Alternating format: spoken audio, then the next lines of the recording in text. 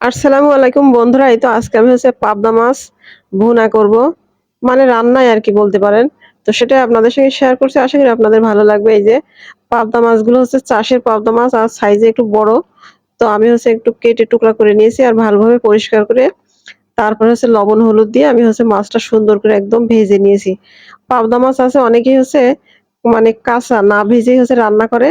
ভালোই লাগে কিন্তু ভেঙে যায়। তো আমি এই যে ভেজে নিলাম আর পাবদা মাছ ভাজতে গেলেই যত সমস্যা শুধু ভেঙে যায়। তো মাছটা ভেজে উঠিয়ে নিয়ে তার মধ্যে আরো কিছুটা তেল দিয়ে পেঁয়াজ কুচি, রসুন কুচি আর কাঁচামরিচ এগুলো দিয়ে আমি তারপরে দিয়ে দিলাম গুঁড়া মসলাগুলো। আর গুঁড়া মসলার মধ্যে আছে হলুদের গুঁড়া, মরিচের গুঁড়া, জিরা, ধনিয়া গুঁড়া, তারপর সাদা সরিষা গুঁড়া আর কষানোর জন্য দিয়ে দিলাম সামান্য পরিমাণে পানি। দিয়ে মসলাটা সুন্দর করে কষিয়ে নিলাম।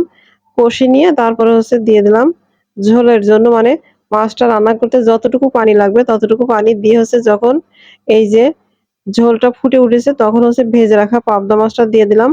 আর এই যে আমার রান্না একদম শেষের দিকে মাশাআল্লাহ ফাইনাল লুক। যাই হোক ভিডিওটা কেমন হয়েছে অবশ্যই জানাতে ভুলবেন না। আর পরবর্তী ভিডিও দেখার আমন্ত্রণ জানিয়ে শেষ করছি। আল্লাহ হাফেজ। সেই পর্যন্ত সবাই ভালো থাকেন, সুস্থ থাকেন।